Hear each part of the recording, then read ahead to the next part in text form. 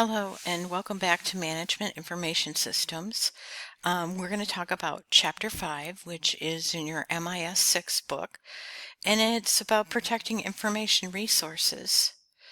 So we're going to talk about technologies that you use for your computer to safeguard your network security, security threats, enforcement measures that you are going to use, guidelines for security system and continuity plans.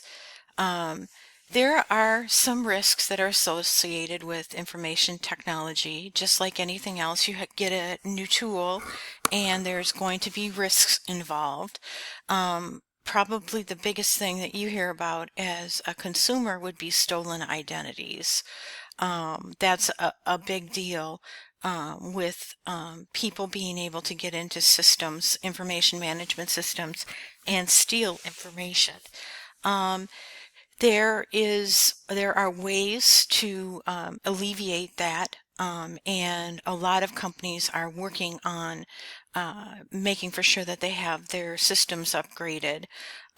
Even though there may be some downtime associated with it, it does make a difference in making for sure that your system is updated.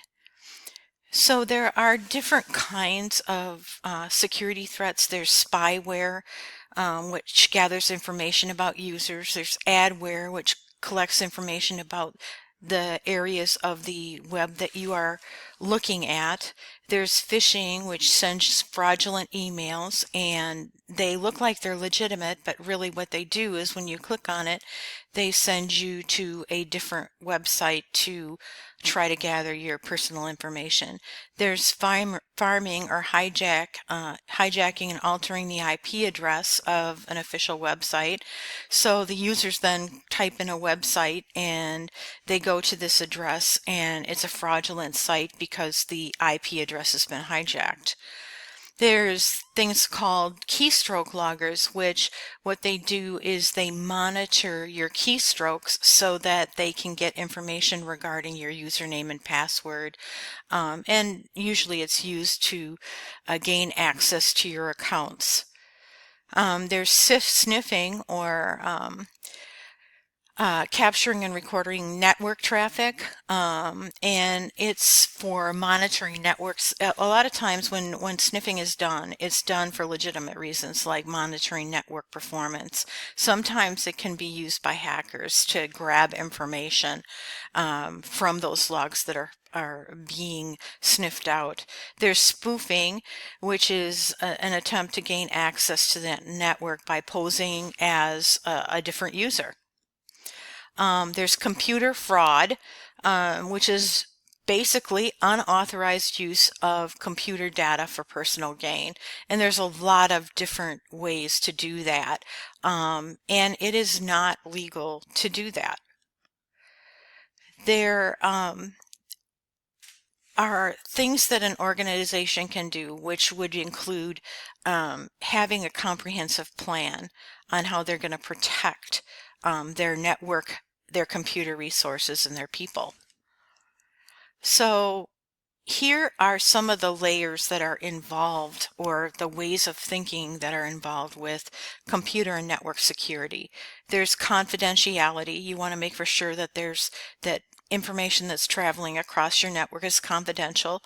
There's integrity, which means the information is accurate. And then there's availability, so that only users that are authorized users are the users that have access to the system. And also you want to be able to have the ability to recover a system quickly if it should go down or some information should be lost.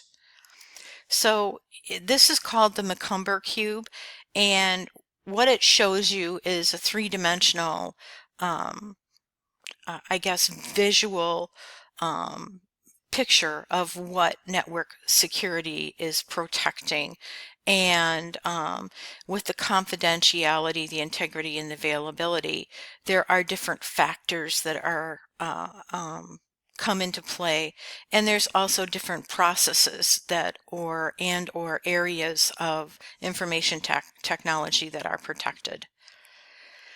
So what the John McCumber's cube represents is again, that three-dimensional cube, and it helps designers to design a security system and include crucial areas uh, of the IT environment to make it effective. And it also includes different states in which information can exist on the system, like the transaction, the storage, and the processing. And when you look at that, what it does is it's like, oh yeah, there's more to IT than just the things that I've thought of. So you have to be sure to cover all of the areas of IT when you're doing network security. Comprehensive security systems have three levels of security. The front-end servers, you need to protect the unauthorized access. The back-end system, to make for sure that hackers can't get in, and that there's confidentiality, accuracy, and integrity. And then there's the corporate network, which you need to provide security against intrusion, denial of service attack, or unauthorized access. So when you're planning a security system, you want to think about fault-tolerant systems, which means that the availability of the system is high if there's a system failure. One of the ways you can do that is by using a UPS, so that if we have a thunderstorm and it brings down the network and there's no power to the building, then this UPS kicks in and provides power to the building so that there isn't an interrupted service. There's also RAID, which is redundant array of independent disks, and what you do is you distribute information across those disks. And then there's mirrored disk, which means that you may have a disk with information in one area, but it's mirrored in another. So that's ways of providing some fault tolerance. Viruses. So you hear a lot about viruses, and what they do is they attach themselves to files. They can be transmitted through email as attachments or message boards, and they may be prevented by installing and updating your antivirus program. So one of the things that you're going to see that consistently happens is that an organization is constantly updating their antivirus programs, and that's a good thing. And you want to make for sure that you update your computer regularly to keep up with that, so that your computer and or your system is protected. So there's other things that are threats. One of them is called a worm, and what a worm does is it replicates itself into a full-blown version that takes over computing devices. Some examples that you may have heard of is Code Red, Melissa, and Sasser. Those are security threats that have occurred in the past with worms. A Trojan is where there is some code that comes into your computer and disrupts the networking or the website or your network. And it usually hides inside of a popular program. That's usually where you're going to find it. There's another called a logic bomb, and what it does is it is a Trojan program. So again, it's in a program type of format. And what it does is it's time to release a virus or a worm or destructive code. And it's usually triggered by a specific event. So it may be clicking on a key or installing something. There's also the back door. So one of the things that happens is a lot of times when you are setting up systems, you have what's called a back door, or a way to get in that normal users don't use in order to get into the system. And those back doors can be extremely dangerous, because if you know about the back door, there might be somebody else that can figure out how to use it and get into your program. There's a blended threat, which may be a combination of viruses and worms and malicious codes. There's a denial of service attack. What happens is you have a a series or a flood of network or server requests. And what it happens is it disrupts the ability of a user to use the system. And that's why they call it a denial of service attack. There's different types of security threats that are international. So the telephony denial of service, or the TDUs attacks, what they do is they use automated calls to target phone systems, and of course then it creates an issue where there's an overflow of information coming in to the automated calling area, and pretty soon you have a problem. There's also social engineering, which people use skills to trick other people into revealing their information.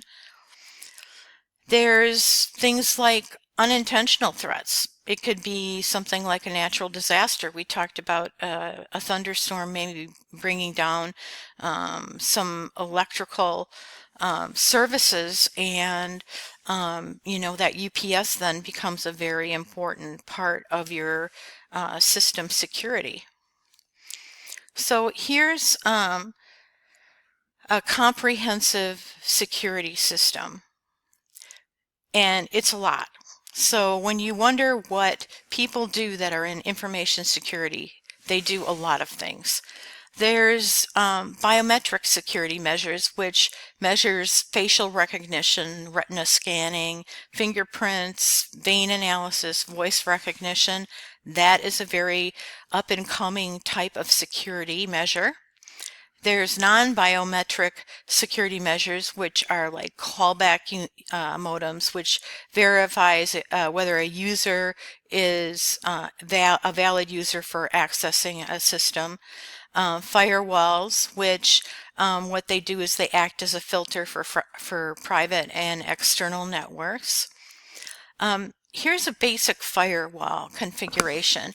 So the firewall sits in between a private network and the internet. And what it does is it provides security for the private network. There's also what's called a proxy server. And what a proxy server does is it sits in between the firewall. There's the outside internet, the firewall, and then the proxy. And just to give you even more ideas of other systems, there's an intrusion detection system. So it might be protecting against external and internal access, and it's usually placed in front of the firewall. And it causes routers to terminate a connection when there's a suspicious source. There's physical security measures that can be taken. You can control access to computer and networks by IP addresses, by all kinds of things: cable shielding, corner bolts, electronic trackers, ID badges, etc. Access controls are designed to protect a system against unauthorized access. That might be terminal resource security, passwords. A VPN, great thing to talk about because a lot of organizations use VPN. And what I think about VPN is I think of almost like a tunnel. It's a secure passage to the internet for transmitting information. There's also layer 2 tunneling protocol, or an IPsec. Data encryption that transforms data into an encrypted file. There's also SSL, which is secure socket layer. So if you think about SSL, if you go to the internet and you see a site that says HTTPS : that's a secure socket layer. So that has some security wrapped around it when you're transmitting information. There's also public key infrastructures, which you have to get a key in order to be able to transmit information back and forth. There's asymmetric, which uses a public key, which is known to everyone, and then a private or a secret key. There's a symmetric, which means that there's a same key that's used to encrypt and decrypt files.